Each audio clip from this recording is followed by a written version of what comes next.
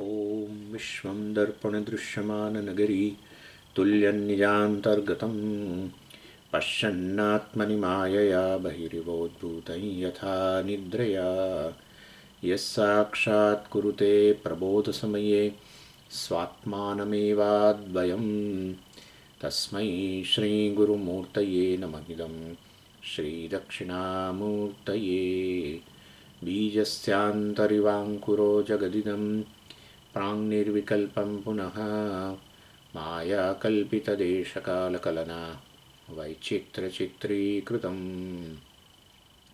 मायावीव विजृम्भयत्यविमः योगी वयस्वेच्छया तस्मै श्रीगुरुमूर्तये नमः श्रीदक्षिणामूर्तये तस्मै श्रीगुरुमूर्तये नमः श्रीदक्षिणामूर्तये ॐ सहना भवतु सहनौ भुनक्तु सह वीर्यङ्करवावहै तेजस्विनावधीतमस्तु मा विद्विषावहै ॐ शान्तिः शान्तिः शान्तिः सदाशिवसमारम्भां शङ्कराचार्यमध्यमाम् अस्मदाचार्यपर्यन्तां वन्दे गुरुपरम्पराम् ॐ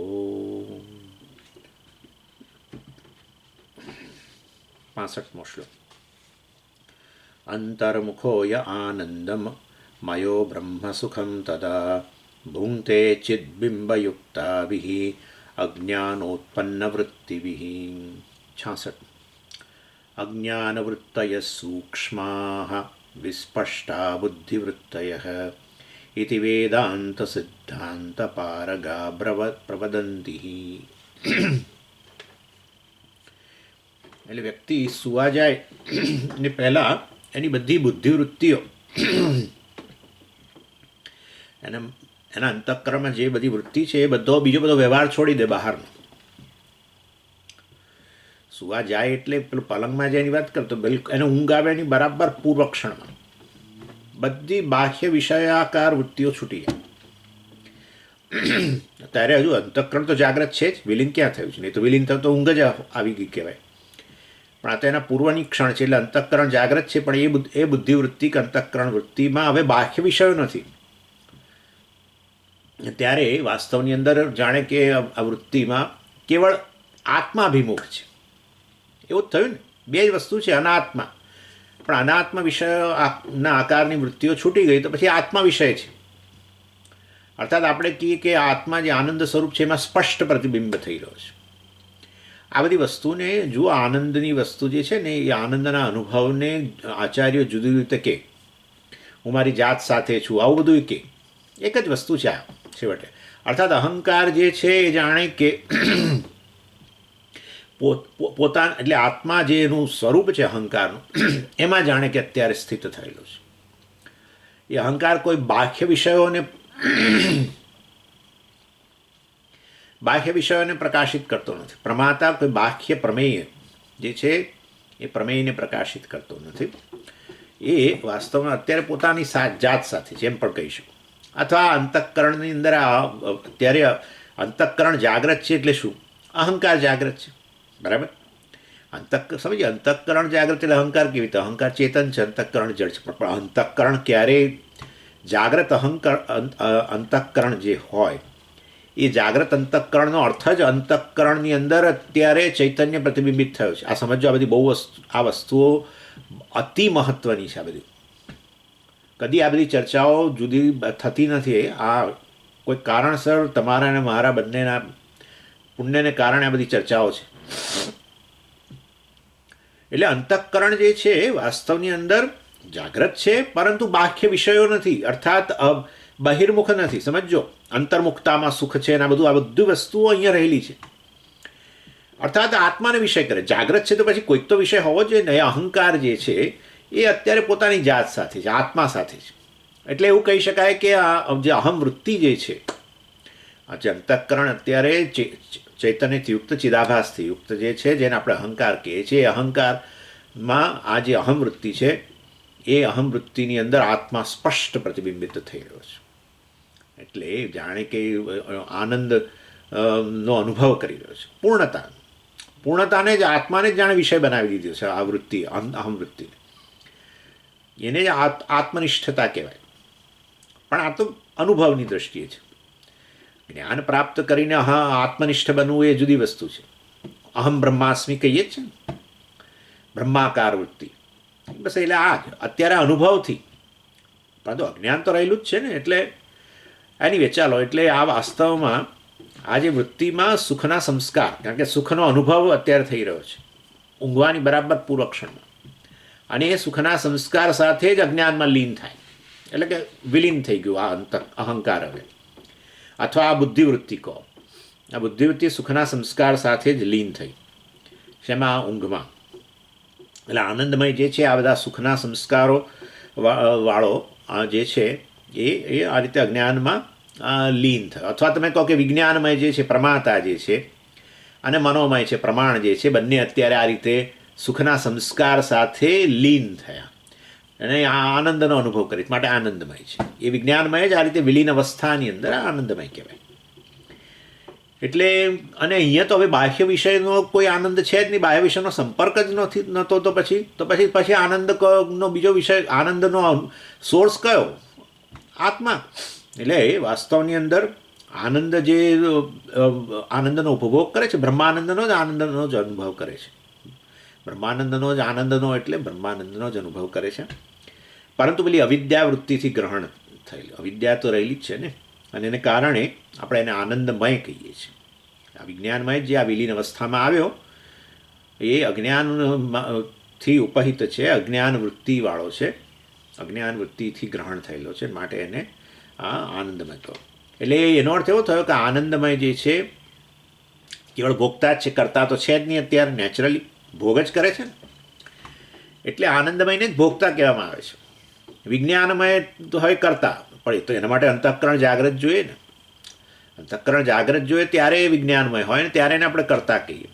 અત્યારે તો કરતા કર્તૃત્વ કશું છે જ નહીં, પરંતુ ભોગ તો કરે જ છે. અને એટલે આનંદ શેનો ભોગ કરે છે? બ્રહ્માનંદનો ભોગ કરે છે.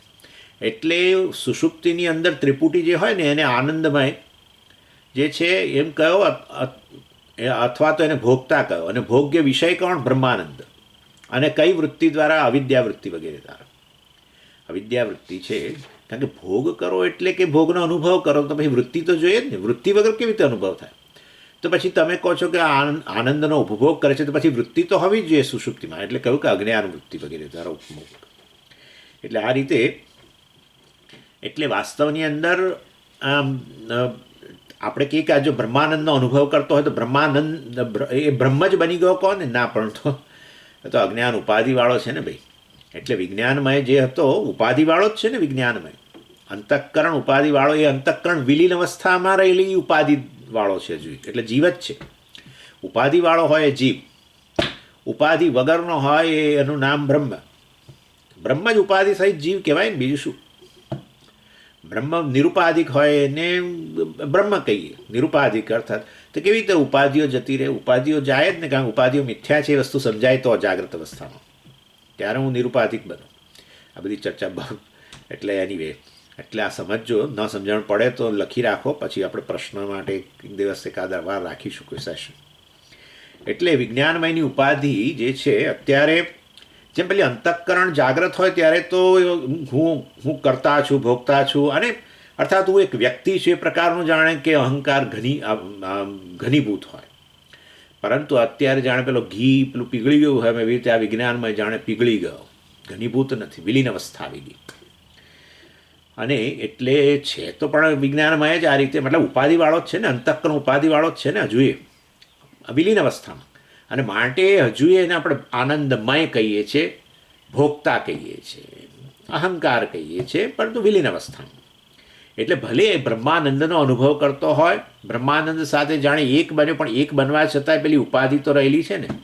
એટલે ઉપાધિ જ્યારે જતી રહે તો એક થઈ શકે, પણ ઉપાધિ તો જાય તો નહીં, હજુ તો જ્ઞાન જ પ્રાપ્ત નથી કર્યું. તો એટલે વાસ્તવની અંદર આપણે કહીએ ખરા, છાંદોગ્યમાં કહ્યું પ્રમાણે કે આ સતા સૌમ્ય તદા સંપન્નો ભવતી, સત સંપત્તિ થઈ ગઈ, અર્થાત સત બ્રહ્મ સાથે એક થઈ ગયો, પણ ખરેખર ઉપાધિ સહિતનો છે હજુ.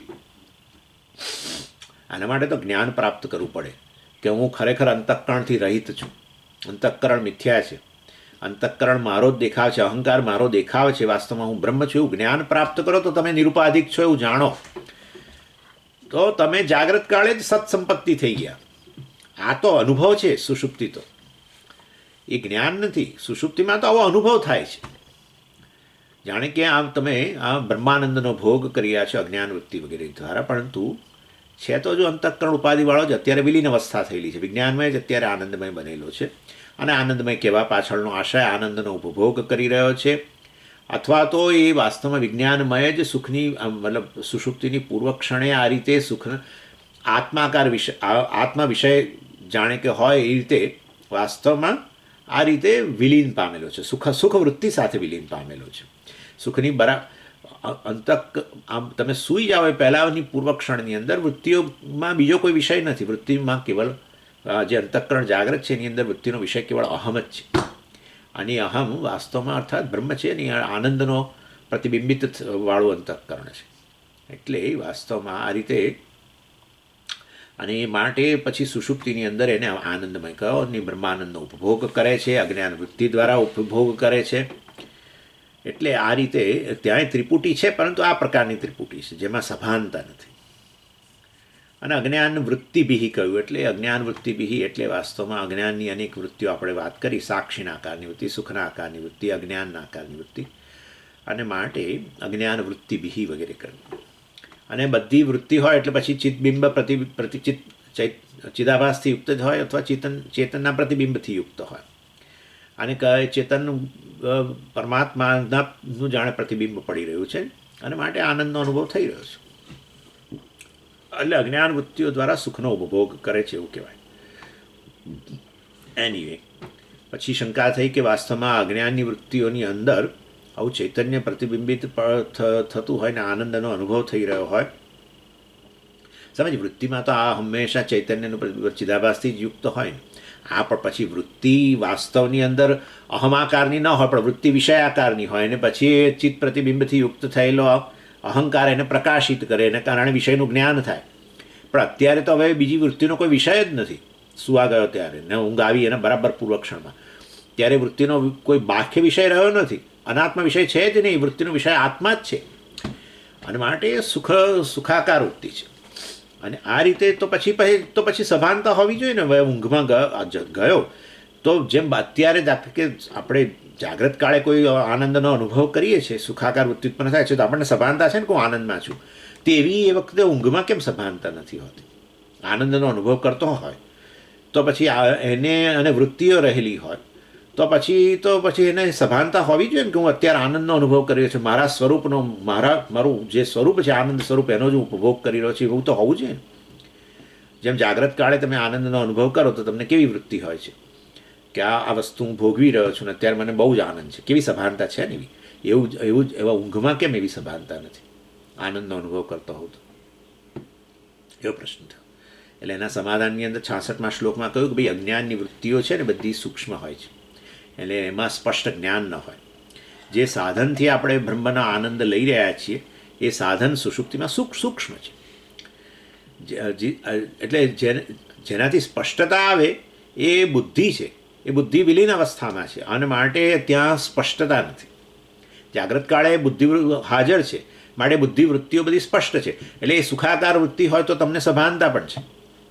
આનંદ વૃત્તિ ઉત્પન્ન થાય મનમાં તો તમને સભાનતા છે કે અત્યારે હું આનંદમાં છું. એવું સુષુપ્તિમાં નથી હોતું કારણ કે બુદ્ધિ વિલીન અવસ્થામાં છે. માટે સુખાકાર વૃત્તિ ઉત્પન્ન થઈ છે અજ્ઞાન થકી, પરંતુ ત્યાં સભાનતા હોતી નથી એમ કહેવામાં આવ્યું. એટલે જેનાથી સ્પષ્ટતા આવે એ તો બુદ્ધિ અત્યારે વિલીન અવસ્થામાં છે માટે સ્પષ્ટતા નથી. જાગ્રતની અંદર જે છે બધી બુદ્ધિ જાગ્રત છે અને માટે બધી બુદ્ધિ વૃત્તિઓ જે પણ હોય, જે થોટ્સ એ બધી બુદ્ધિ વૃત્તિઓ સ્પષ્ટ હોય છે. માટે ત્યાં આનંદનો આપણને એમ સ્પષ્ટ અનુભવ થાય છે એવું આપણે કહીએ છીએ. સુષુપ્તિમાં આનંદનો અનુભવ છે પણ સ્પષ્ટતા નથી. એટલે આ રીતે અજ્ઞાન કારણ હોવાને લીધે આ સૂક્ષ્મ હોય ને ત્યારે સ્પષ્ટતા ના હોય એ જ આપણે કહીએ છીએ. દાખલા તરીકે સૂક્ષ્મ મહાભૂતો છે એને તમે ઇન્દ્રિયોથી એને વિષય નથી બનાવી શકતા, સભાનતા નથી. જ્યારે સ્થૂળ મહાભૂત છે એ ઇન્દ્રિયો દ્વારા સ્પષ્ટ ગૃહિત થાય છે, હે ને? એવી રીતે અજ્ઞાનથી ઉત્પન્ન થયેલી વૃત્તિઓ બધી સૂક્ષ્મ છે. અજ્ઞાન એટલે કારણ શરીર જ ને ભાઈ, અને કારણ શરીર એમાંથી સૂક્ષ્મ શરીર આવે એટલે કાર્ય છે. અજ્ઞાન કે કારણ એ કારણ છે એનું, કારણ શરીર. કારણ હંમેશા સૂક્ષ્મ હોય અને જે કાર્ય હોય એની સરખામણીમાં સ્થૂળ હોય, કારણ કે એમાંથી વ્યક્ત થયું છે. એટલે વાસ્તવની અંદર અજ્ઞાન વૃત્તિઓ જે છે સૂક્ષ્મ હોય છે, અને બુદ્ધિ એની સરખામણીમાં સૂક્ષ્મ શરીર જે છે એની સરખામણીમાં સ્થૂળ ગણાય છે.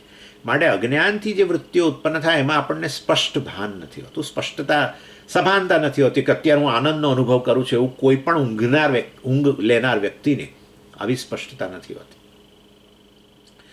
પછી શંકા કરી, બહુ સરસ, બહુ બ્રિલિયન્ટ ક્વેશ્ચન પૂછ્યો.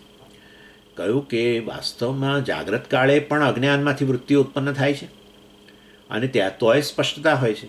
અને તમે કહો છો કે ઊંઘની અંદર અજ્ઞાન થકી આ વૃત્તિ ઉત્પન્ન થઈ, સુખાકાર વૃત્તિ વગેરે. સમજીએ, અજ્ઞાનમાંથી સુખ કેવી રીતે ઉત્પન્ન? વાસ્તવમાં અજ્ઞાનમાં વિલીન પામ્યું. કોણ વિલીન પામ્યું? આપણું અંતઃકરણ.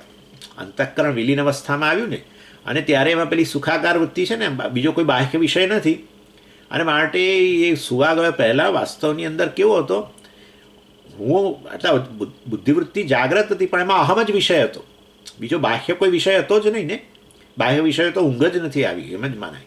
પણ આ તો ઊંઘ આવે એની બરાબર પૂર્વક્ષણની અંદર બુદ્ધિવૃત્તિમાં કેવળ અહમ જ વિષય છે, અર્થાત ચૈતન્યનું સ્પષ્ટ આનંદ સ્વરૂપ આત્માનું સ્પષ્ટ પ્રતિબિંબ પડી રહ્યું છે. એટલે આનંદના સંસ્કાર સાથે પછી એવી બુદ્ધિવૃત્તિ લીન પામે છે, માટે એને આનંદમાં કહ્યો. એટલે પછી સતત આનંદનો જ અનુભવ કરે છે. તો પછી આનંદનો અનુભવ કરે તો આનંદની સભાનતા કેમ નથી? તો આપણે કહ્યું કે વાસ્તવમાં બુદ્ધિ વાસ્તવમાં અત્યારે લીન અવસ્થામાં છે, કારણ અવસ્થામાં આવી છે. કારણ અવસ્થા સૂક્ષ્મ અવસ્થા હોય છે, માટે અજ્ઞાન વૃત્તિઓ અત્યંત સૂક્ષ્મ છે બધી. અને માટે અત્યારે સુખનો અનુભવ કરતા હોઈએ અજ્ઞાન વૃત્તિ થકી, કે સુખાકાર વૃત્તિ જે ઉત્પન્ન થાય, ચાલો અજ્ઞાન વૃત્તિ ન માનો, તો અજ્ઞાન તો ઉપાધિ છે જ અલ્ટિમેટલી, પરંતુ એ પણ સ્વામીજી અંતઃકરણની વિલીન અવસ્થા એને શું કહે? એ જ કારણ અવસ્થા કહેવાય, બીજું શું કહેવાય? તારે સમજો આ બધી વસ્તુ. આ ચર્ચાઓ થોડીક જરા અઘરી છે, પરંતુ આ આત્મા આનંદ સ્વરૂપ છે, કોઈ રીતે બેસતું જ નથી આપણને મનમાં, અને એના કારણે વૈરાગ્ય જીવનમાં આવતો જ નથી. બધું બોલીએ છીએ ખરા આપણે, આત્મા આનંદ સ્વરૂપ છે, આનંદ સ્વરૂપ છે, પણ કોઈ દિવસ આપણને આવું આ વસ્તુ સ્પષ્ટ થતી જ નથી. અને એને કારણે બાહ્ય જગતમાં જ આપણી હંમેશા ડોળો ફરતો હોય છે આપણો. એટલે વાસ્તવમાં આ વસ્તુ સમજવાની ખરેખર બહુ જ, એટલે વેદાંતી તરીકે આપણને ક્યારેક આ વસ્તુ પર વિચાર જ નથી કર્યો. એટલે સ્થૂળ વિષયોના ભોગ તરફ જ નજર હોય છે. બુદ્ધિમાં એટલી બધી સ્થૂળતા છે કે આ અત્યંત સૂક્ષ્મ વસ્તુઓ છે પણ કદી સમજાતી જ નથી. વર્ષોના વર્ષો વીતી જાય છે, વર્ષોના વર્ષો સુધી ભાષ્ય સાંભળે ને, આ સાંભળે ને, તે સાંભળે ને, રોજના 8-8 કલાક સાંભળે ને, તોય આ વસ્તુ બેસતી જ નથી. એનું કારણ એક તો પાપ ખરું જ આપણું પોતાનો જ કંઈક અવરોધ ખરો, જેને કારણે સ્પષ્ટતા નથી આવતી. અને આ વસ્તુ જરા સૂક્ષ્મ છે, એટલે વસ્તુનું ચિંતન આના પર બહુ જ ધ્યાન આપવાની જરૂર છે, સિરિયસનેસ, કમિટમેન્ટ લાવવાની જરૂર હોય છે. એનીવે, એટલે ભગવાન દયાથી હવે આ 5 અધ્યાયોમાં આ જ ચર્ચા થવાની છે પંચદશીના. સુખ આત્મા આનંદ સ્વરૂપ છે, બસ. ઇન શોર્ટ કહેવાનો આશય એવો છે કે એટલે જાગ્રત કાળે અવિદ્યામાંથી વૃત્તિ ઉત્પન્ન થાય છે, પણ તોય સ્પષ્ટ હોય છે. અને તમે કહો છો ઊંઘની અંદર આ અજ્ઞાન વૃત્તિ છે, અજ્ઞાનમાં લીન પામેલું છે. આ છેવટે તો અંતઃકરણ એની કારણ અવસ્થામાં આવ્યું છે, અને માટે જે કંઈ અંતઃકરણની વૃત્તિઓ છે બધી અજ્ઞાન વૃત્તિઓ કહેવાય. અને તો પછી એમાં સુખનો અનુભવ, બ્રહ્માનંદનો અનુભવ તો કરી રહ્યો છે, તો એને ત્યાં સ્પષ્ટતા કેમ નથી? અને અવિદ્યામાંથી ઉત્પન્ન થયેલી વૃત્તિ છે તો પણ સ્પષ્ટતા કેમ નથી? જાગ્રત કાળે અવિદ્યામાંથી વૃત્તિ ઉત્પન્ન થાય છે તો સ્પષ્ટતા હોય છે. એટલે કે અમને ઉદાહરણ આપો. આપણે કહ્યું તો કે આ છે જ ને, સર્પ કેવી રીતે ઉત્પન્ન થાય છે, અને સર્પનો અનુભવ કેવી રીતે થાય છે? તો કે રજ્જુના અજ્ઞાનમાંથી ઉત્પન્ન થાય છે. તો રજ્જુના અજ્ઞાનમાંથી, એટલે રજ્જુ વિષયક અવિદ્યામાંથી વૃત્તિ ઉત્પન્ન થઈ, સર્પ વૃત્તિ. તો પછી ત્યાં તમને જાગ્રત કાળે તો આ સર્પ છે એવું તમે બોલો છો, તો એ કેટલું સ્પષ્ટ તમને છે, તો જ તમે બોલો ને. તો પછી ઊંઘની અંદર પણ અવિદ્યામાંથી વૃત્તિ ઉત્પન્ન થાય, સુખવૃત્તિ વગેરે, તો તમને ત્યાં સ્પષ્ટતા આવી છે કે હું આનંદનો અનુભવ કરી રહ્યો છું, મારા સ્વરૂપનો જ અનુભવ હું કરી રહ્યો છું, હું આનંદ સ્વરૂપ છું. અને ચાલો બીજું ન કરીએ તો પણ આનંદનો અનુભવ છે, અત્યારે હું આનંદમાં છું. ચાલો તદ્દન સાદી ભાષામાં હું આનંદમાં છું એવું એ વખતે કેમ નથી હોતું? અવિદ્યાવૃત્તિ છે માટે સૂક્ષ્મ છે માટે ન સભાનતા નથી ને એવું બોલો છો, તો ભાઈ જાગ્રત કાળે સર્પની સભાનતા કેમ હોય છે? એ અવિદ્યામાંથી જ ઉત્પન્ન થયેલો છે ને, રજ્જુની. આ પ્રશ્ન આવ્યો. એટલે પછી આપણે કહ્યું કે વાસ્તવમાં કારણ કે ભાઈ બુદ્ધિ જાગે છે ને જાગ્રત કાળે, એટલે સાપ અને એનો અનુભવ જે અવિદ્યાવૃત્તિથી થાય છે, પરંતુ એ જાગ્રત કાળે બુદ્ધિ જાગ્રત છે. અને બુદ્ધિ જાગતી ન હોત તો તમે આ ના બોલત. તમે બોલ્યા આ, મતલબ સ્પષ્ટપણે તમને તમારી બુદ્ધિ જાગી રહી છે. તમે આ ક્યારે બોલો? આ સાપ છે, આ. તો આનો અર્થ કે તમારી બુદ્ધિવૃત્તિ બાહ્ય વસ્તુનો સંપર્ક તો કરી જ રહી છે ને. અને જાગ્રત બુદ્ધિ જ બાહ્ય વિષયનો સંપર્ક કરી શકે. ઊંઘમાં કેવી રીતે કરી શકે? ઊંઘમાં નથી થતો. અને ઇનફેક્ટ અંતઃકરણ પૂરું જાગ્રત ન હોય ને અર્ધ જાગ્રત જેવી સ્થિતિ હોય તો આ નથી બોલી શકતા આપણે. ઇન શોર્ટ, તમે આ બાહ્ય જગતનો સંપર્ક કરો છો ત્યારે બુદ્ધિ તો જાગ્રત જ છે. એટલે આ ભલે અવિદ્યામાંથી વૃત્તિ ઉત્પન્ન થઈ, પરંતુ તમે આ સર્પ છે એમ બોલો છો એટલે બુદ્ધિ જાગ્રત છે. એટલે બુદ્ધિ જાગ્રત હોવાને કારણે અજ્ઞાન વૃત્તિમાંથી ઉત્પન્ન થયેલો સર્પનો અનુભવ પણ જાણે સ્પષ્ટ જણાય છે. બસ આ વસ્તુ કહીએ છીએ આપણે. એટલે સુષુપ્તિમાં તો બુદ્ધિ જાગ્રત જ નથી, માટે અજ્ઞાન વૃત્તિમાંથી આનંદનો અનુભવ જો થઈ રહેલો છે, આનંદ વૃત્તિ છે, હું મારા જ સ્વરૂપનો અનુભવ કરી રહ્યો છું, હું આનંદમાં છું, એવી વૃત્તિ તો હોય જ. અનુભવ હોય તો વૃત્તિ હોવી જ જોઈએ. તો પછી પરંતુ એ વૃત્તિ અસ્પષ્ટ રહે છે સુષુપ્તિમાં, કારણ કે બુદ્ધિ વિલીન અવસ્થામાં છે. જ્યારે જાગ્રત કાળે બુદ્ધિ જાગ્રત હોવાને લીધે ભલે અવિદ્યામાંથી ઉત્પન્ન થતી સર્પનો અનુભવ વગેરે, સર્પવૃત્તિ અને સર્પનો અનુભવ એ સ્પષ્ટ જણાય છે. હવે એ તો બરાબર છે. હવે આગળ જો અહીંયા કહ્યું 66મા શ્લોકમાં વિસ્પષ્ટા, એટલે વિસ્પષ્ટ દ્વારા પાછું કંઈક બીજું કહેવા માંગે છે. જાગ્રત અવિદ્યા વૃત્તિમાંથી ઉત્પન્ન થયેલો સુખનો અનુભવ વગેરે ઊંઘની અંદર સ્પષ્ટ નથી. એની સરખામણીમાં સાપનો અનુભવ જાગ્રત કાળે અવિદ્યામાંથી વૃત્તિમાંથી ઉત્પન્ન થયો હોવા છતાંય સાપનો અનુભવ સ્પષ્ટ છે ખરો, પણ હજુ વિસ્પષ્ટ નથી. એ આપણે બતાવવું છે. એટલે શું? એટલે કે છે વિસ્પષ્ટ દ્વારા અમે એ કહેવા માગીએ છીએ કે જાગ્રત કાળે જે અવિદ્યામાંથી વૃત્તિમાંથી ઉત્પન્ન થયેલો જે ભ્રમ, મતલબ એ ભ્રમની નિવૃત્તિ થાય ને પેલી રજ્જુ તમને જેટલી સ્પષ્ટ હોય છે એટલી પેલી ભ્રમદશાની અંદર જે સાપ વૃત્તિ છે એટલી સ્પષ્ટ નથી. હા, જેટલી તમે સાપનો ભ્રમ દૂર કરો અને રજ્જુ જેટલી સ્પષ્ટ હોય છે જાગ્રત કાળે, એટલી એના પહેલાં તમે ભ્રમ દૂર ન કર્યો હોય ને પેલી સર્પવૃત્તિ જે હોય છે એ સર્પવૃત્તિ એટલી સ્પષ્ટ હોતી નથી. એટલે કે સર્પવૃત્તિ અને રજ્જુવૃત્તિ, એમાં રજ્જુવૃત્તિ વધુ સ્પષ્ટ હોય છે. એ વસ્તુ આપણે અહીંયા કહીએ છીએ. એટલે એનો આશય એવો છે કે હું તમને ઉદાહરણ આપું છું એટલે સમજાશે વધારે, કે વાસ્તવની અંદર તમે જે વસ્તુ વિશે કદાચ જાગ્રત કાળે જે તે વૃત્તિ ઉત્પન્ન થઈ ને એમાં સ્પષ્ટતા ન હોય ને, તો તમે બીજા જ્ઞાનના સાધનોની મદદ લઈને એ વસ્તુને સ્પષ્ટ કરી શકો છો.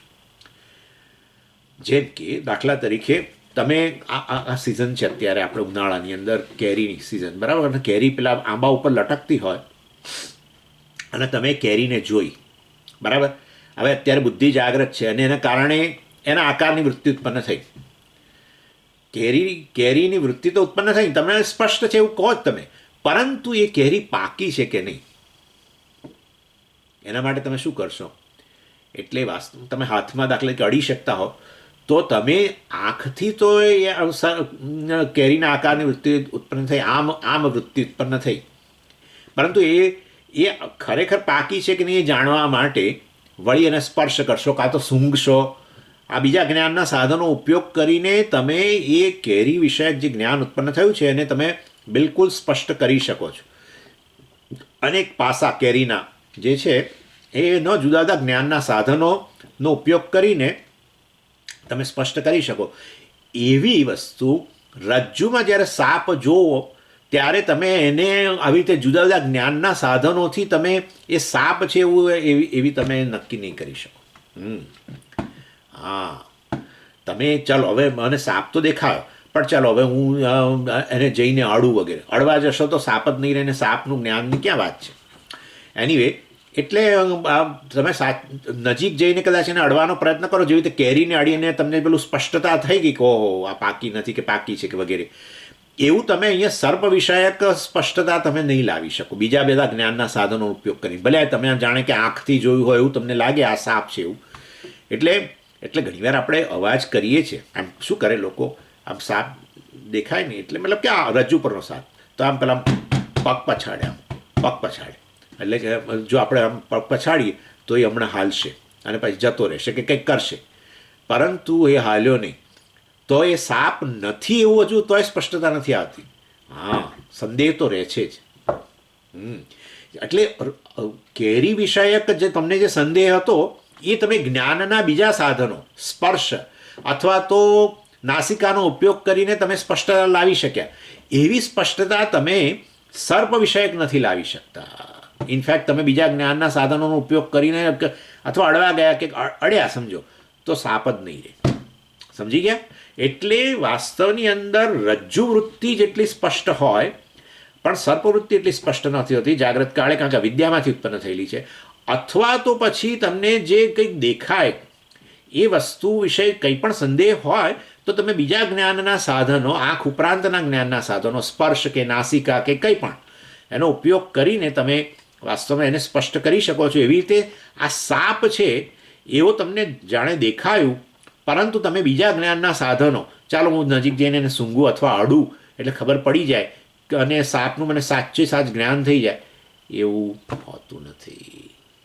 માટે વિસ્પષ્ટા કહીને કહ્યું કે અવિદ્યામાંથી ઉત્પન્ન થયેલી વૃત્તિ જાગ્રત કાળે હોય તો પણ એ ઊંઘમાંથી ઉત્પન્ન થયેલી અજ્ઞાન વૃત્તિ દ્વારા જે કંઈ ઉત્પન્ન થાય સુખનો અનુભવ એના કરતાં ભલે આ સ્પષ્ટ હોય પરંતુ ખરેખર તો અવિદ્યા વગરની જે વૃત્તિઓ હોય છે એ જેટલી સ્પષ્ટ હોય છે એટલી આ સાપ વગેરે વૃત્તિ પણ સ્પષ્ટ નથી હોતી. માટે સ્પષ્ટ કહ્યું વિસ્પષ્ટા બુદ્ધિવૃત્તય, અજ્ઞાનવૃત્તય સૂક્ષ્મા, બુદ્ધિવૃત્તય વિસ્પષ્ટા.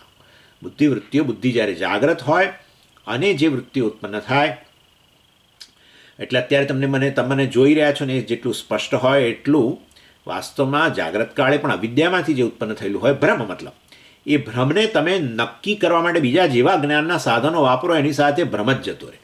ભ્રમ દ્રઢ ના થાય એ વસ્તુ અહીંયા કહેવામાં આવે છે. અર્થાત ઇન શોર્ટ અજ્ઞાનમાંથી જે વૃત્તિઓ ઉત્પન્ન થાય એમાં કોઈ દિવસ સ્પષ્ટતા ન હોય. જાગ્રતમાં થોડી સ્પષ્ટતાનો આભાસ થાય, પરંતુ એ તો એટલા માટે કે પેલી બુદ્ધિ જાગ્રત છે. માટે આ વસ્તુ વેદાંતના સિદ્ધાંત જે છે એની આ પ્રકારની આ બધી જે ચર્ચા કરી રહ્યા છે તમને જરૂર થવાનું જ છે કે આ સમજે આવી કોઈ દિવસ ચર્ચાઓ આવી નથી, પરંતુ આ તો બધા પ્રૌઢ આચાર્યો, પ્રકાશાત્મ મુનિ વગેરે બધા જે છે એમણે આ બધી વસ્તુઓ બહુ ચર્ચા કરી છે. આ બધા ઉદાહરણો એમના જ છે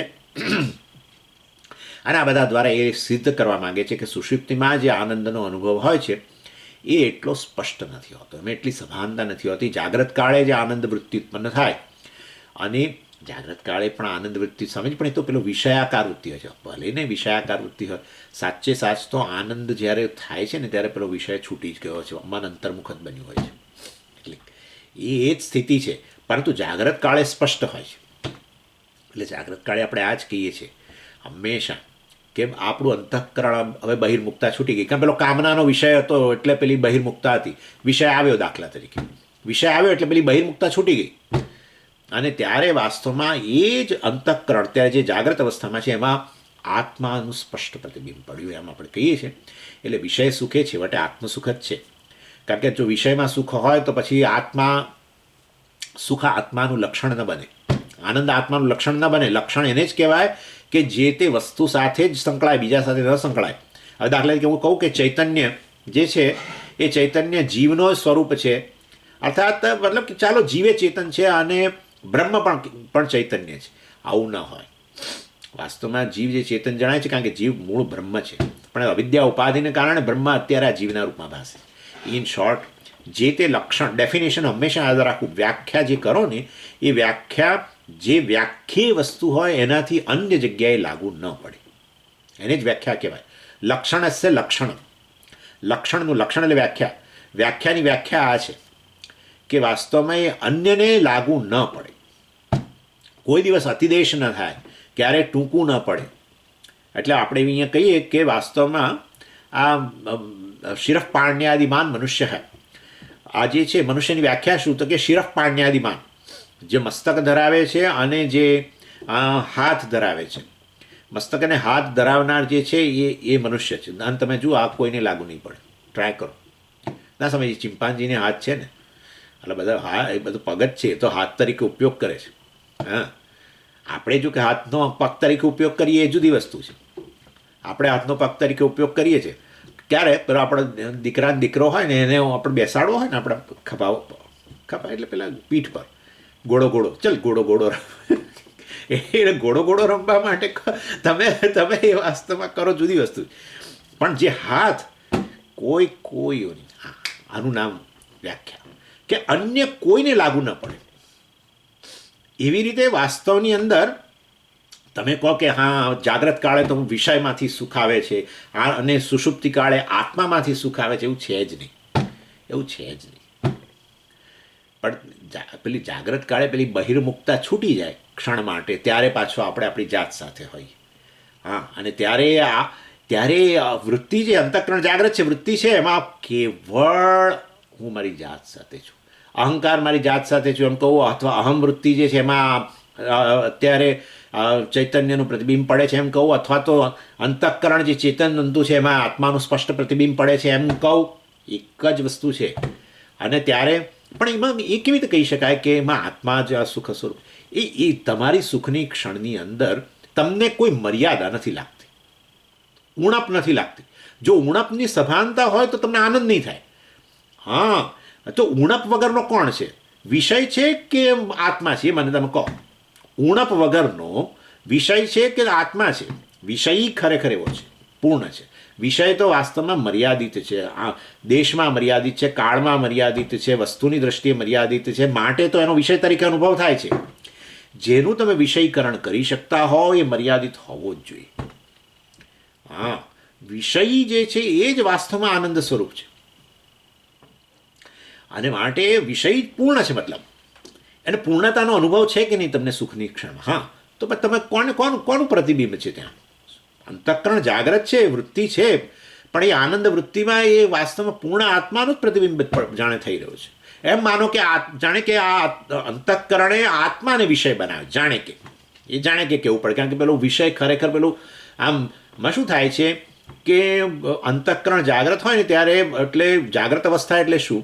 પહેલાં અહંકારની જાગ્રત અવસ્થા જ કહેવાય, અહમ વૃત્તિ ઉત્પન્ન થાય. અંતઃકરણ ચેતનવંતુ બને, આ સમગ્ર અંતઃકરણ ચેતનવંતુ બને, ચિદાભાસથી યુક્ત થાય, એટલે અહમ વૃત્તિ એટલે અહંકાર ઉત્પન્ન થયો. અને અહંકાર પ્રમાતા છે, મૂળ એનું આ સ્વરૂપ.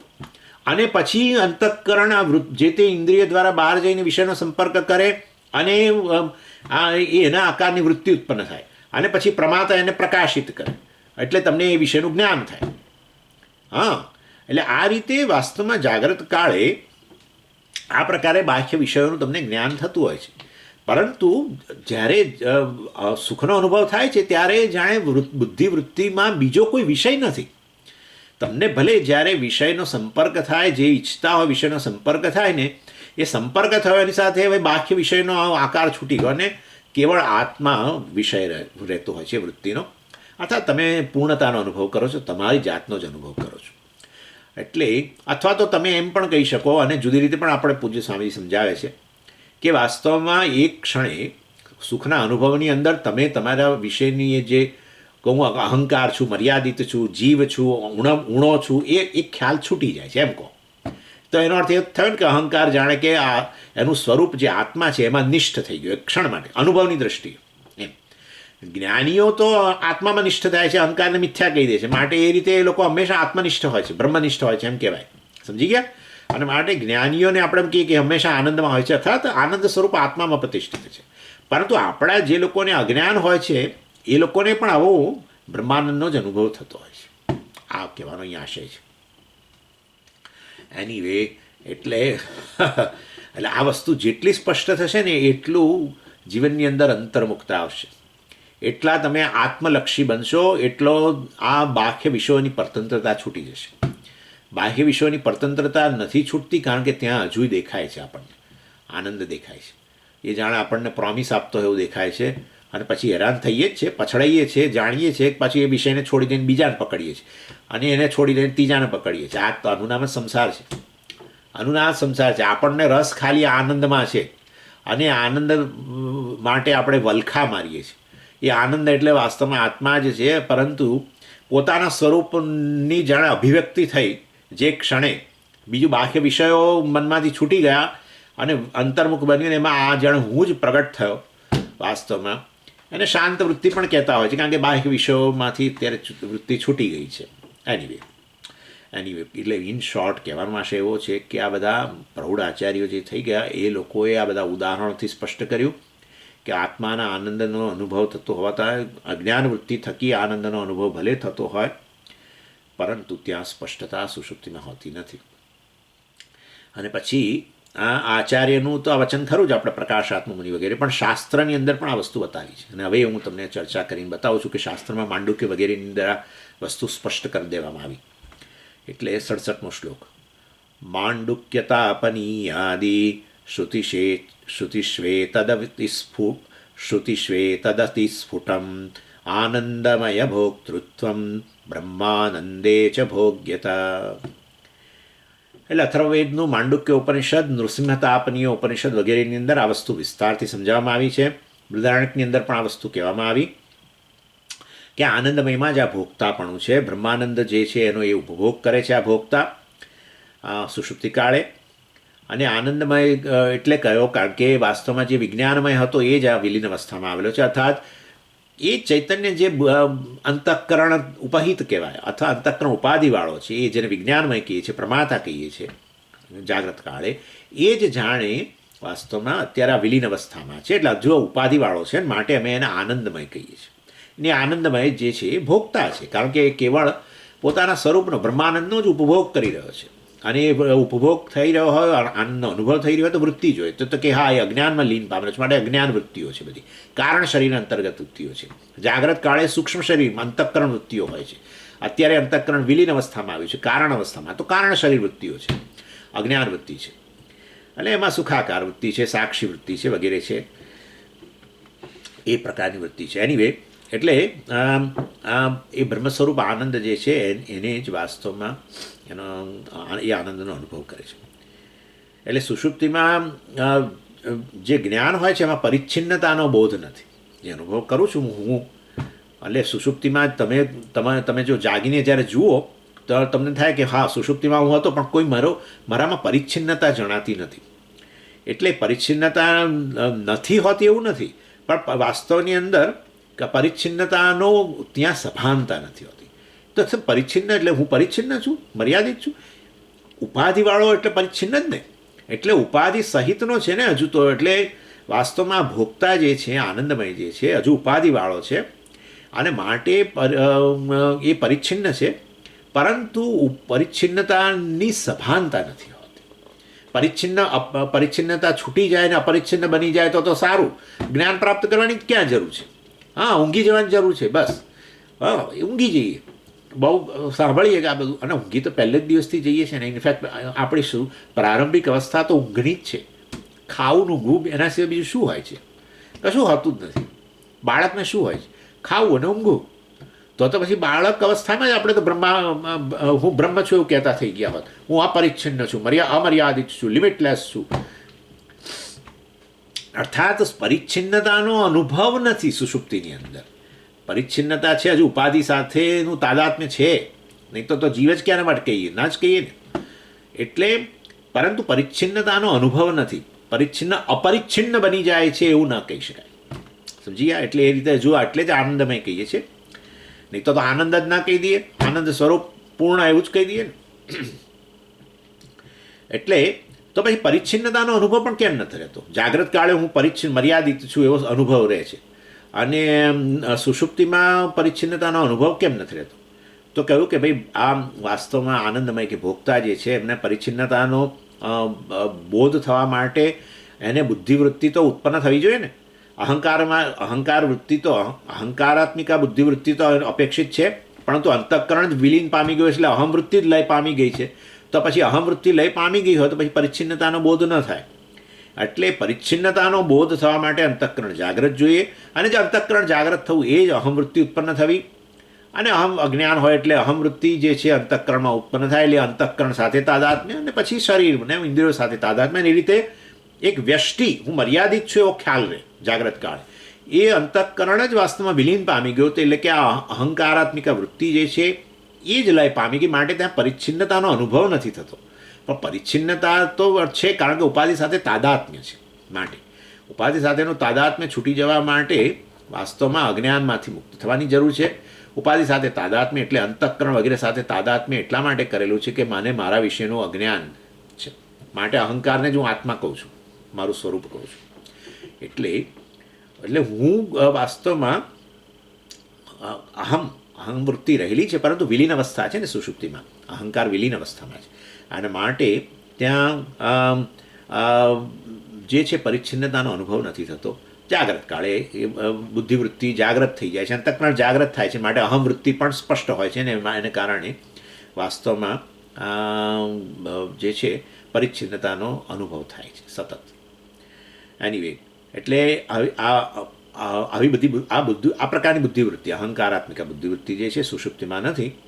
એટલે ત્યાં વાસ્તવની અંદર એટલે અપરિચ્છિન્નતાનો અનુભવ છે, પરંતુ વાસ્તવમાં અથવા પરિચ્છિન્નતાનો અનુભવ નથી એમ કહો. અને સાથે સાથે આનંદનો ઉપભોગ કરી રહ્યો છે, બ્રહ્માનંદનો ઉપભોગ કરી રહેલો છે. એટલે વાસ્તવની અંદર એ ત્યાં જાણે કે હું આનંદ સ્વરૂપ છું એવું એને લાગે છે, પરંતુ એ પ્રકારની સભાનતા એને બુદ્ધિવૃત્તિમાં હોતી નથી.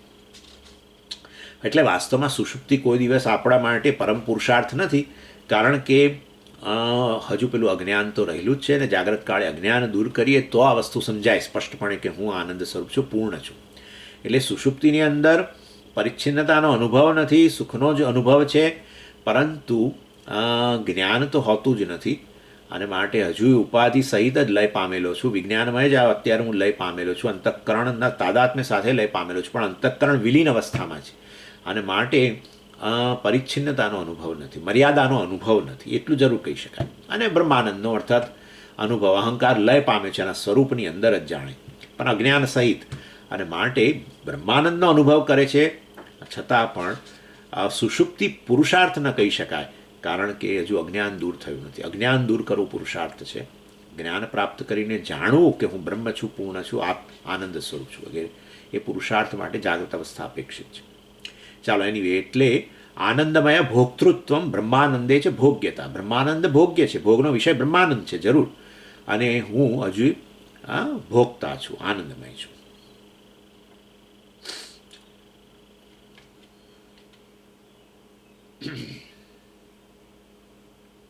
અને પછી આ જે માંડુક્યનું આ જે વચન જે છે, કયું વચન છે એને, અને એમાં શું અભિપ્રાય રહેલો છે એ વસ્તુ હવે સ્પષ્ટ કરે છે. કયું ખરું અહીંયા 67મા શ્લોકમાં, માંડુક્ય તાપનીયાદિ શ્રુતિષુ એતદ અતિસ્ફુટમ. આ વસ્તુ આ સુષુપ્તિમાં આપણે બ્રહ્માનંદનો ઉપભોગ કરીએ છીએ, આનંદમય છીએ, ભોગતા છીએ, આ બધી વસ્તુ બધી બરાબર છે, એ બધું ત્યાં સ્પષ્ટપણે બતાવ્યું માંડુક્યમાં. પણ ક્યાં માંડુક્યના કયા મંત્રમાં બતાવ્યું, કેવી રીતે બતાવ્યું, એ વસ્તુ હવે કહે છે. એકીભૂત સુષુપ્તસ્થ પ્રજ્ઞાન ઘનતાંગત આનંદમય આનંદભુક ચેતોમય વૃત્તિભિ. એટલે માંડુક્યનો 5મો શ્લોક જે છે, 5મો મંત્ર રાધર, એની અંદર કહ્યું સુષુપ્ત સ્થાન એકીભૂત પ્રજ્ઞાનઘન એવ આનંદમય હિ આનંદભુક ચેતોમુખ. એ આવું માંડુક્ય ઉપનિષદની અંદર અને ઉત્તર તાપની નૃસિંહ ઉત્તર તાપની ઉપનિષદની અંદર પણ કહેવામાં આવ્યું. અને કયું સુષુપ્ત સ્થાન, જો તમે જુઓ માંડુક્યનો મંત્ર જોશો પછી તેમાં લખ્યું છે સુષુપ્ત સ્થાન, 5મો મંત્ર. સુષુપ્ત સ્થાન એટલે સ્થાન એટલે અવસ્થા.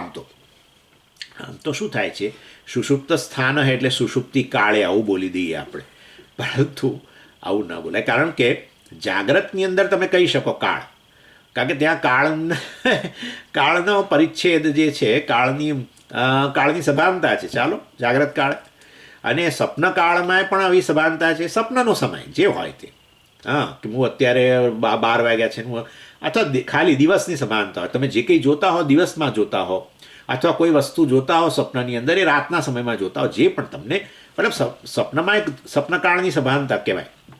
સુષુપ્તિમાં એવું હોતું જ નથી. તમને જો કાળની સભાનતા હોય તો તમે હજુ ઊંઘતા નથી નક્કી. સુષુપ્તિની અંદર કાળની સભાનતા નથી, અને માટે સુષુપ્ત સ્થાન સુષુપ્તિ કાળે એવું ન કહી શકાય. કારણ કે ત્યાં તો સુષુપ્તિમાં દેશ કાળ કોઈ પણ વસ્તુ સમગ્ર જગતની સભાનતા નથી. જગતમાં દેશ અને કાળ આવી જ ગયું. એટલે સુષુપ્ત સ્થાન એટલે સુષુપ્તિ કાળે એવું ના બોલાય, કાળની સભાનતા જ નથી. અને માટે સુષુપ્તિ અવસ્થા આપણે અહીંયા કહીએ છીએ. અને સુષુપ્તિ અવસ્થા સમય પણ અવસ્થા કહ્યું એટલે કાળ આવી ગયું. એટલે હું પાછું હવે બીજું કંઈ તમને કહી દઉં. હા, અવસ્થા સમય તમે શબ્દ જ બદલ્યો છે. ખરેખર અવસ્થા એટલે કાળ જ આવ્યો. જાગ્રત અવસ્થા એટલે જાગ્રત કાળ, અને સ્વપ્નાવસ્થા એટલે સ્વપ્નકાળ. અવસ્થા હંમેશા કાળનો નિર્દેશ કરે છે, યાદ રાખો. હા, એટલે બહુ સાવધાન રહેવું પડે બધામાં, કારણ કે કંઈક આડું ઓળું બોલે તો તમે મને પકડો બરાબર અહીંથી. એટલે કેટલાક આપણા મિત્રો તમે જે બોલવું હોય બોલો એવું કે, પરંતુ આ કેટલાક આપણા મિત્રો કે બોલો ને, હવે અમે તો હાજર જ છીએ ને, તમારે જે કહેવું હોય કહો. એમ નહીં, અવસ્થા કાળનો નિર્દેશ કરે છે. એટલે સુષુપ્ત સ્થાન એ સુષુપ્તિ અવસ્થા એવું કહેવા કરતાં સુષુપ્તમાં રહેલો એમ કહેવું છે આપણે. સુષુપ્ત સ્થાહ એટલે સુષુપ્ત સ્થાહ કહ્યું. કોણે કહ્યું? પંચદશિકારે કહ્યું. સુષુપ્ત સ્થાન ત્યાં કહ્યું. ક્યાં?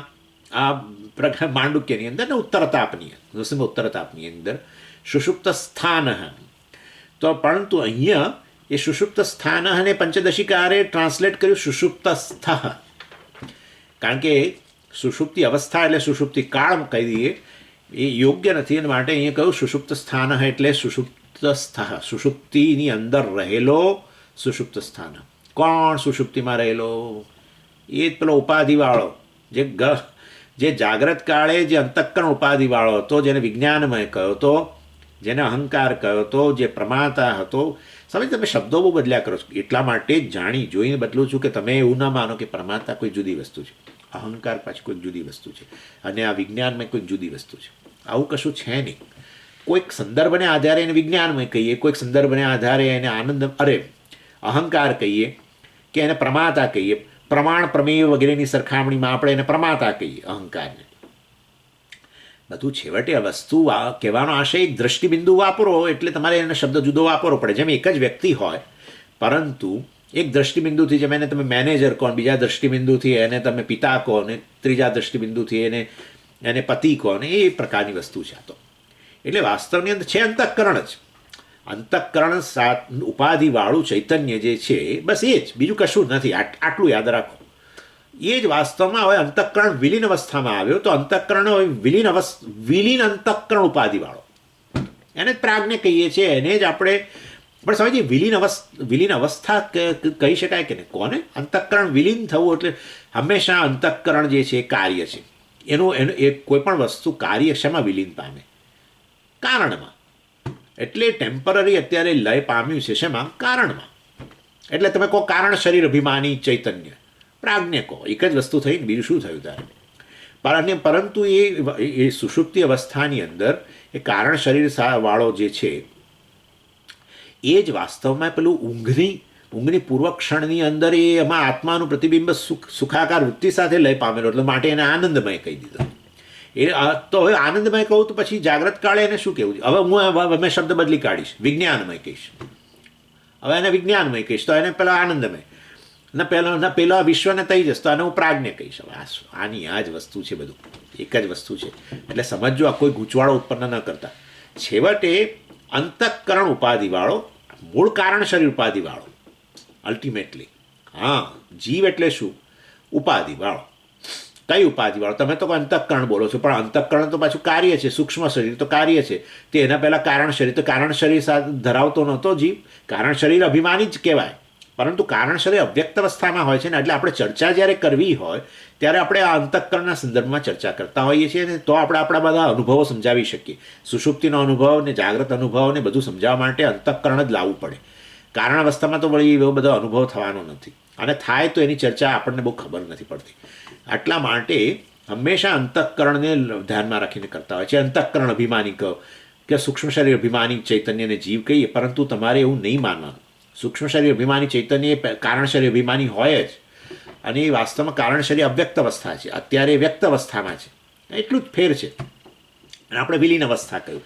ચાલો એની એટલે આમાં જે ન સમજાય એ વસ્તુ તમે જરા પછી ફરી આ પ્રવચન સાંભળી લેજો.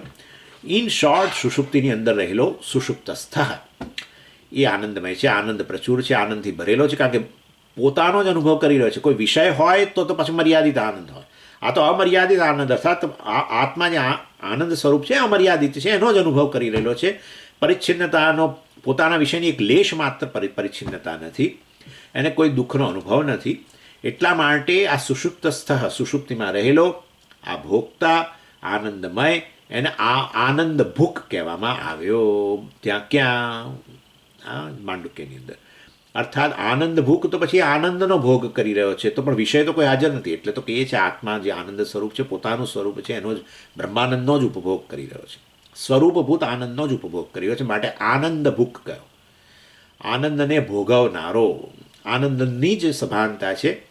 વાસ્તવની અંદર આનંદનો જ અનુભવ કરી રહ્યો છે. એટલે જેવી રીતે આપણે જાગ્રત કાળે રસગુલ્લા વગેરેનો ઉપભોગ કરે છે એમ કહીએ, ત્યારે વાસ્તવમાં રસગુલ્લાના સ્વાદ વગેરેનાથી એને ભાન હોય છે. એવી રીતે સુષુપ્તિમાં એને ખાલી આનંદનો જે અનુભવ કરી રહેલો છે. અને એ આનંદનો અનુભવ કરે તો શેનાથી કઈ વૃત્તિ તો જોઈશે, વૃત્તિ વગર અનુભવ ના થાય. એટલે પછી કહ્યું કે અજ્ઞાન વૃત્તિઓ જે છે એ જે પ્રતિબિંબિત વૃત્તિ હોય એટલે પ્રતિબિંબિત ચૈતન્ય હોય, પરંતુ ત્યાં પ્રતિબિંબિત ચૈતન્ય સ્પષ્ટ છે એકદમ. અર્થાત વાસ્તવની અંદર બીજી અન્ય કોઈ વિષયાકાર વૃત્તિઓ નથી. એ વાસ્તવમાં ત્યારે એ પોતાનું સ્વરૂપ ત્યાં સ્પષ્ટ થયેલું છે અજ્ઞાન વૃત્તિની અંદર, અને ત્યારે એ વિષયનો ઉપભોગ કરી રહ્યો છે. એટલે જાણે કે વૃત્તિનો વિષય હું જ બ્રહ્મ જ છું.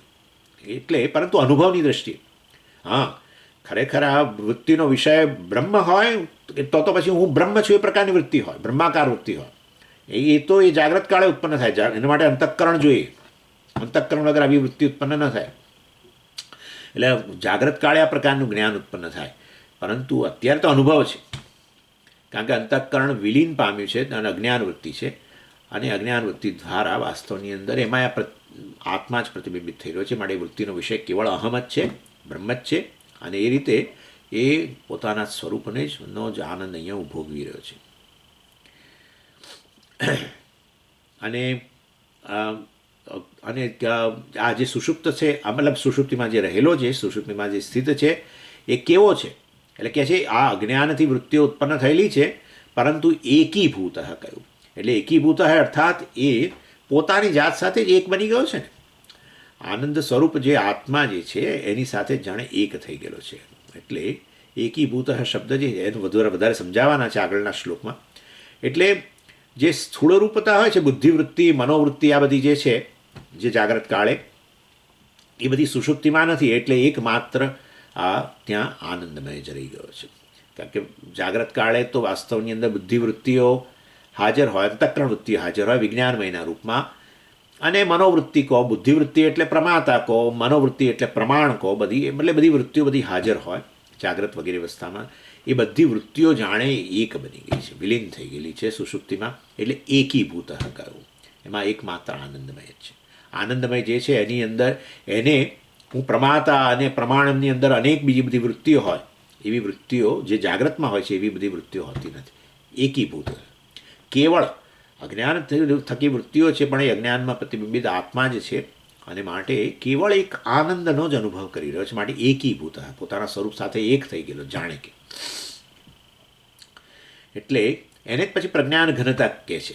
એકીભૂત અર્થાત બધી બધી વિશેષ પ્રકારની બધી વૃત્તિઓ એ રહી નથી, અને એક આ જ વૃત્તિ રહી છે. અજ્ઞાન વૃત્તિ થકી અજ્ઞાન વૃત્તિમાં પ્રતિબિંબિત ચૈતન્ય જે છે એમાં એ કેવળ પોતાના સ્વરૂપનો જ અનુભવ કરી રહેલો છે, આનંદનો જ અનુભવ કરી રહ્યો છે. એટલે પ્રજ્ઞાન ઘનતા પણ સાથે સાથે કહીએ, તમને સમજાવું છું. પ્રજ્ઞાન એટલે બધી બુદ્ધિની જુદી જુદી વૃત્તિઓ. એ બધી વૃત્તિઓ સુષુપ્તિમાં અલગ અલગ હોતી નથી. માનો બધી આ સંપિંડિત, બધી પિંડિત થઈ ગઈ, એક બની ગઈ. એટલે એકીભૂત પ્રજ્ઞાન ઘન એટલા માટે કહેવામાં આવ્યું. હવે એકીભૂત શબ્દ જે છે એને વધારે અહીંયા સ્પષ્ટ કરે છે 69મા શ્લોકમાં. વિજ્ઞાનમય મુખ્યયો રૂપૈર્યુક્ત પુરાધુના સલયનૈકતામ પ્રાપ્ત બહુતંડુલ પિષ્ટવત. સરસ ઉદાહરણ આપે છે કે કેવું કેવું થાય છે જુઓ. એટલે કહે છે કે તમે ઈડલી બનાવો તો તમે પેલા જે ચોખા હોય છે, પલાળેલા ચોખા બધા આમ કેવા અલગ અલગ હોય છે. પણ જ્યારે તમે પેલું ઈડલી વગેરે બનાવો તો એને તમે પીસો છો ત્યારે આ ભાતની અંદર જેમ તમે પેલા ચોખા અલગ અલગ જોવા મળે એવા ઈડલીમાં તમને અલગ અલગ ચોખા જ નથી જોવા મળતા. એટલે જાણે કે એ બધા ચોખા અલગ અલગ જે હતા એ બધા શું બની ગયા? એક બની ગયા એમ કે છે. એટલે તમે પેલું શું કહો છો એને પેલું મિક્સર, એનું પેલું ખીરું, હા એ ખીરું, મતલબ હા ઈડલીનું જે ખીરું હોય ને એની અંદર બધા, અને ભાતમાં ચોખા જેમ અલગ અલગ હોય એવું વાસ્તવમાં. એટલે ખરેખર સમજ્યા તો તમારું ઉદાહરણ. ના અહીંયા જુઓ, બહુ તંડુલ પિષ્ટવત. તંડુલ એટલે વાસ્તવમાં ચોખા. બહુ તંડુલ, અનેક તંડુલ એટલે અનેક ચોખા રહેલા હોય, જેમ કે ભાત દાખલા તરીકે. પિષ્ટવત એને પીસી નાખ્યા, ખીરું બનાવી દીધું. તો હવે એ બધા અનેક ચોખાઓ જે હતા જાણે કે એકીભૂત થઈ ગયા. બસ આ એટલે બધા રહેલા છે ખરા, પણ હવે કેવા બધા કહેવાય? એકીભૂત થઈ ગયેલા છે. એટલે એવી રીતે જીવાત્મા પણ છે. સુષુપ્તિમાં ગયો એ પહેલાં વિજ્ઞાનમય, મનોમય, પ્રાણમય, ઇન્દ્રિય, શરીર આ વગેરે બધી અનેક ઉપાધિઓવાળોથી યુક્ત હતો. હવે એ બધા અલગ અલગ રૂપમાં ત્યાં હાજર હતા જાગ્રત કાળે. એ સુષુપ્તિમાં બધા કેવા બની ગયા? એક રૂપ બની ગયા. એટલે જાણે કે બધા રૂપોને પીસીને જાણે કે એક પિંડ આપણે સુષુપ્તિમાં બનાવી દીધો એમ. કોને? આ જીવને જે અનેક હતો ને. એટલે તમે જુઓ, તમે વિચાર કરો કે જાગ્રત કાળે તમે કેટલી ઓળખાણ આપો છો તમારી. એક જીવ તરીકે તમે કેટલી ઓળખાણ આપો છો. હું દ્રષ્ટા છું, શ્રોતા છું, કરતા છું, હું ચાલનારો છું, જનારો છું, પકડનારો છું. બધી જુદી જુદી ઉપાધિઓ સાથે તાદાત્મ્ય કરીને તમે તમારા અનેક પ્રકારની ઓળખાણ આપતા હતા. એમ જેમાં અનેક ચોખાઓ છે એવી રીતે ભાતની અંદર અનેક ચોખાઓ સ્પષ્ટ જણાય એવી રીતે તમે અનેક રૂપોમાં હતા. અને જ્યારે સુષુપ્તિમાં આવ્યા ત્યારે આ બધા રૂપોને જાણે તમે પીસીને એક બનાવી દીધા. એટલે પણ આવા અનેક રૂપોમાં હું જાગ્રત કાળે હોઉં છું એવું તમે કહો છો કે પછી ઉપનિષદ કહે છે? ઉપનિષદ કહે છે. બૃહદારણ્યક ઉપનિષદની અંદર કહેવામાં આવ્યું, સવા અયમ આત્મા બ્રહ્મા વિજ્ઞાનમય, મનોમય, પ્રાણમય, ચક્ષુર્મય, શ્રોત્રમય, પૃથ્વીમય, આપોમય, વાયુમય, આકાશમય, તેજોમય, અતેજોમય, કામમય, અકામમય, ક્રોધમય, અક્રોધમય. બાપરે! આત્મા જે બ્રહ્મ સ્વરૂપ છે એ આ બધી બુદ્ધિ ઉપાધિવાળો, જેને આપણે જીવ કહીએ, એ વિજ્ઞાનમય, બુદ્ધિ ઉપાધિ દ્વારા, મન ઉપાધિ દ્વારા મનોમય, પ્રાણ ઉપાધિ દ્વારા પ્રાણમય. સમજ તમે આ મન ને બુદ્ધિને એ તો છે તો ખરું જ ને ભાઈ. આપણે અહંકારને કોની સાથે મૂકીએ છીએ ખબર છે તમને? બુદ્ધિ સાથે મૂકીએ છીએ. પ્રમાતાને બુદ્ધિ સાથે મૂકીએ છીએ. અને પછી બીજી જુદી જુદી વૃત્તિઓ જે ઉત્પન્ન થાય, વિષયાકાર વૃત્તિઓ, એને આપણે પ્રમાણ કહેતા હોઈએ છીએ, મનોમય કહેતા હોઈએ છીએ. એટલે આ સમજીએ, અંતઃકરણ બોલે ને મન ને બુદ્ધિ કેમ? ભાઈ એ તો તમે જાણો છો, કાર્યને અનુરૂપ આપણે બધા વિભાગ કરેલા છે, મન, બુદ્ધિ, ચિત્ત, અહંકાર વગેરે. અને એમાં ક્યારેક મન બુદ્ધિ એવા બે વિભાગ કરીએ ચારને બદલે, ત્યારે આપણે અહંકારને બુદ્ધિ સાથે મૂકી દેતા હોઈએ છીએ, ચિત્તને મન સાથે મૂકી દેતા હોઈએ છીએ. એટલે આ વસ્તુ આમ તો તત્વબોધની છે, પણ છતાં યાદ કરાવી દઉં તમને. એટલે પાછો આવો પ્રશ્ન ના થાય. અંતઃકરણ કેવું કે તમે મન કહો ને અથવા બુદ્ધિ બોલો. મન અને બુદ્ધિ એમ કેમ બોલો છો? એટલા માટે અંતઃકરણના જ બે ભાગ યાદ રાખવા. અંતઃકરણના જ બે ભાગ જાગ્રત કાળે, પ્રમાતા, પ્રમાણ. અને એ પ્રમાણ જે છે એની અંતર્ગત બધી વૃત્તિઓ હોય. વૃત્તિઓ કોના આકારની હોય? પ્રમેય, બાહ્ય વિષય જે હોય એના આકારની વૃત્તિ ઉત્પન્ન થાય, એને આપણે પ્રમાણ કહીએ, બુદ્ધિવૃત્તિ. અને એને પ્રમાતા પ્રકાશિત કરે, એને કારણે આપણને જ્ઞાન થાય. જુઓ, ઘડો છે, પ્રમેય છે. અંતઃકરણ હવે આંખ દ્વારા સંપર્ક કરે ઘડાનો, આપણે આ જોઈ ગયા છીએ પહેલાં. અને એના દ્વારા અંતઃકરણની અંદર ઘટવૃત્તિ ઉત્પન્ન થઈ, એને પ્રમાણવૃત્તિ કહેવાય. અને પછી આપણે પ્રમાતા જે છે, વિજ્ઞાનમય છે કે બુદ્ધિવૃત્તિ છે, જે અહમવૃત્તિ છે, એ વાસ્તવમાં આ ઇદમ વૃત્તિને, ઘટવૃત્તિને પ્રકાશિત કરે. અને એ ઘટવૃત્તિ હવે ઘટ જ્ઞાન બની ગયું. અને હું ઘડાને જાણનારો છું એવું પછી થઈ ગયું. સમજી ગયા? એટલે આ રીતે વાસ્તવની અંદર એક જ અંતઃકરણનો ભાગ અહમ વૃત્તિ ઇદમ વૃત્તિ, વિજ્ઞાનમય અને મનોમય, પ્રમાતા અને પ્રમાણ. પણ પ્રમેય કયો? પ્રમેય બાહ્ય વિષય કોઈક. એ પ્રમેય બહારનો વિષય જે છે એ વૃત્તિનો વિષય બને. હા, બહાર તો રહેલો જ છે ઘડો, પરંતુ એ આપણી વૃત્તિનો વિષય બને. હા, ત્યારે આપણે એને પ્રમાણ વૃત્તિ કહીએ.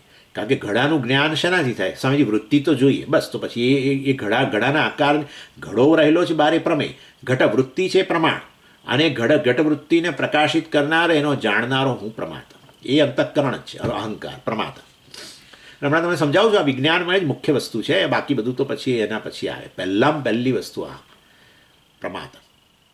અંતઃકરણ ચેતનવંતુ બને, કે અંતઃકરણ ચિત્ત પ્રતિબિંબથી યુક્ત બને, ચિદાભાસથી યુક્ત બને, એટલે વાસ્તવની અંદર પહેલું આ ઉત્પન્ન થાય, પ્રમાતા. અને પછી પ્રમાણ વૃત્તિને એના દ્વારા જ્ઞાન થાય. એટલે ઇદમ વૃત્તિ પછી પહેલાં અહમવૃત્તિ જ આવે ને. એની વે એટલે પહેલાં અહંકાર ઉત્પન્ન થાય. અહંકાર સૌથી પ્રથમ અધ્યાસ. એટલે છેવટનો આપણો આત્માનાત્મા વિવેક એ આ વિવેક હોય, અહંકાર સાક્ષી વિવેક. એની વે ચાલો. એટલે વાસ્તવની અંદર આત્મા જે બ્રહ્મ સ્વરૂપ છે, આ બુદ્ધિ ઉપાધિ દ્વારા વિજ્ઞાનમય, મન ઉપાધિ દ્વારા મનોમય, અને પ્રાણ ઉપાધિ દ્વારા પ્રાણમય, વગેરે વગેરે વગેરે વગેરે બધું. અને અતેજોમય, અંધકાર ને જોતો હોય ત્યારે અતેજોમય વગેરે. ચાલો એ સબ વસ્તુ સમજાવીશ, સમય થઈ ગયો છે. આવતી વખતે આ શ્લોક લઈશું.